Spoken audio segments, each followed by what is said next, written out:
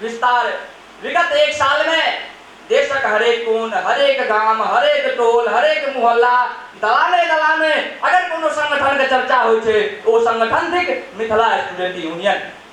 और हरेक मैथिल बंधु के, हरेक जन के जे मिथिलांचल छै, मिथिलांचल वासी छै, हरेक छात्र के एकटा आशा का किरण दिख रहल छै।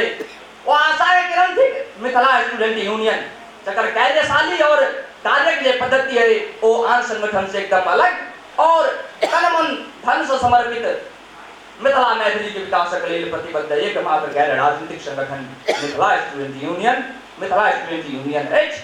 अपने कुछ दिन पहले का बात है, हम सब पचहा पंचायत में हायाघाट में पड़े छै, दरभंगा जिला के हायाघाट पंचायत पड़े छै, ओतऽ हम सब संकल्प यात्रा केलहुँ। संकल्प यात्रा में अगर जो भी मैथिल छथि तो हरेक गांव में हम सब हरेक टोल में गेलहुँ, हरेक घरे घर गेलहुँ, हमरा सहयोग करू, 1 रुपया सहयोग करू, चाउर दालि दऽ कऽ सहयोग करू, हरेक तरह सहयोग करू, हरेक ओहिठुम गेलहुँ। जे समानता जे छै बड़ पैघ चीज होइ छै और बहुत सहयोग भेटल और बुझायल जे नहि हम सब जे काज कऽ रहल छियै ओ काज बहुत ऊपर तक जेतै।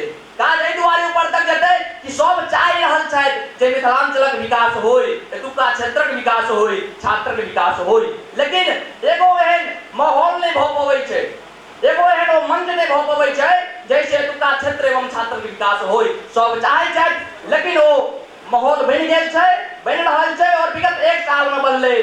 कतेको काज के भेल, अनेको काज भेल, ओहि काज के आइ सब देखब, सब बुझब, जानि रहल छी, पहचानि रहल छी, वह संगठन थिक Mithila student union, Mithila student union, Mithila student union.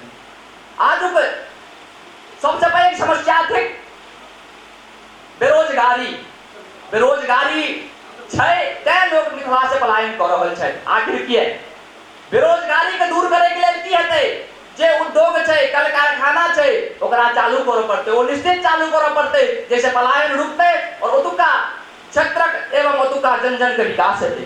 ओहि के लेल ओ मुद्दा के चीनी मिल होय, रैयाम चीनी मिल होय, जूट मिल होय, पेपर मिल होय, अनेको एहन मुद्दा है जकरा मिथिला स्टूडेंट यूनियन विगत 1 साल में उठेलक और उठाबैत रहत और मिथिलांचल में रहिकऽ मिथिलावासी कोना रोजगार पेता ओहि के लेल सेहो कर्तव्यनिष्ठ संगठन और एकदम कार्य पद्धति पर कार्य करे वाला संगठन थिक Mithila student union, Mithila student union, Mithila student union.